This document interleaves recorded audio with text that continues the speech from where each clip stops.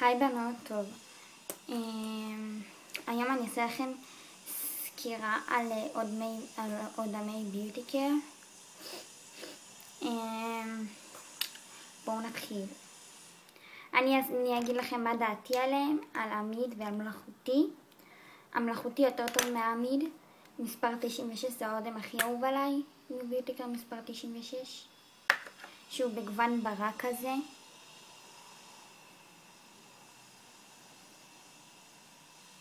שזה נראה ככה, הפס. ועליו אני ממליצה יותר מאשר העמיד, כי העמיד, הפקק שלו נפתח ככה בדקה, וזה לא נפתח בדקה. תסתכלו, אתם רואות? גם עושה בומים כאלה, זה ממש לא טוב. אני ממליצה עליו מאוד מאשר זה. זה פחות, זה יותר טוב מזה. זה יותר טוב מזה, כן, סליחה. מספר 96, אני מאוד מאוד ממליצה עליו. הוא נורא אלגנטי. הוא נורא כיף למרוח אותו על השפתיים. הוא נורא עדין. אפשר לצאת איתו לכל מקום, גם אפילו טיפה לבית ספר. ועכשיו אני אתחיל עם העמיד. העמיד הוא מספר 2 של ביוטי קר. העמיד הוא פחות טוב, אני פחות ממליצה עליו. כי כל שנייה נסגר לו הפקק, הראיתי לכם כבר. ואין לו לחות, אין לו לחות בכלל.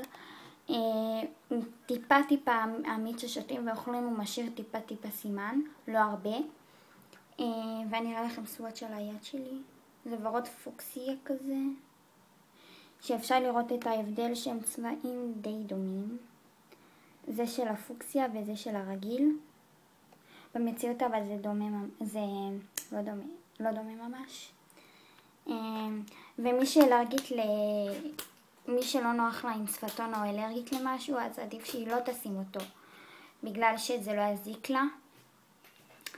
ואני ממליצה לכם להחליף שפתון אם אתם אלרגיים לזה. אז זה יותר גלוסי וזה יותר אודמי כזה.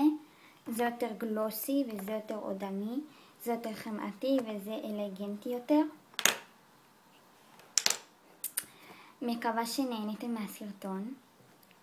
אני אעלה היום עוד כמה סרטונים ונתראה בסרטון הבא. ביי.